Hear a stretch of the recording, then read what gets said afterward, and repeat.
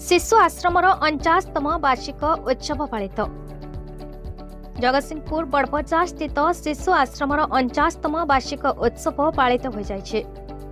एही अवसर में जगतसिंहपुर ब्लॉक अध्यक्षा कनक प्रभा लेंका सभापतित्व में अनुष्ठित सभारे मुख्य अतिथि भावे जिला परिषद अध्यक्ष मनोज कुमार भोई, वक्ता भावे डॉक्टर ज्योतिर्मयी मोहंती, सम्मानित अतिथि भावे पौर परिषद अध्यक्षा अर्चना सिंह, शिशु मंगल समितिर अध्यक्षा शकुंतला चौधरी, जिला शिशु सुरक्षा अधिकारी कान्होचरण राउत प्रमुख उपस्थित थे। शिशु आश्रमर संपादक विनायक पट्टनायक स्वागत भाषण और अतिथि परिचय प्रदान करते। वार्षिक उत्सव अवसर में शिशु आश्रम को विभिन्न समय आर्थिक सहायता प्रदान करिथिबा श्रीयुक्त धरणीधर दास, शिशु आश्रमर नवीकरण करिथिबा उज्जीवन बैंक परिचालक श्रीयुक्त राजेश पृष्टि और शिशु आश्रमर अंत्यवासी को सदा सर्वदा प्रेरणा जगाउथिबा पिलामानकर अति आदर श्रीयुक्त परीक्षित पाढ़ी को अतिथि मानक द्वारा संबर्धित करा जायथिला।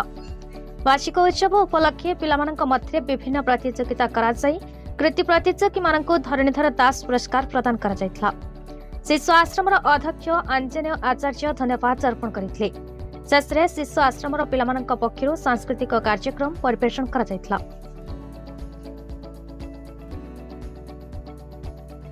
पिलामानकर प्रतिभार उन्मेष एवं ये जो अनुष्ठान जन्मदिन आम उत्सव प्रतिवर्ष पालन करूँ एवं पिला माने उत्साहित हेबे एवं ताकर प्रतिभार उपयोगिता करें। निश्चित भाव में आमर डिस्ट्रिक्ट अफसर मान जो मैंने अच्छा से इनफर्मेशन दिगले से कार्य करुँच जहाँ भी सेमती नजर को आसो आपण मान नजर हो आम नजर को हो आम निश्चित भाव में जिला प्रशासन पाखे से पहुँचाई देले से कार्य हो जाऊँगी। मोर मुझे केतेटा केस मो पाखे थिला जेतिकी मो ब्लॉक रे मु देइछि एवं से माने उपकृत होइछन्ति। आ शिशु आश्रम से निश्चित भाव में जहाँ तो जदिओ आज 49 वर्ष होइछि ताको सहाय हुंतु।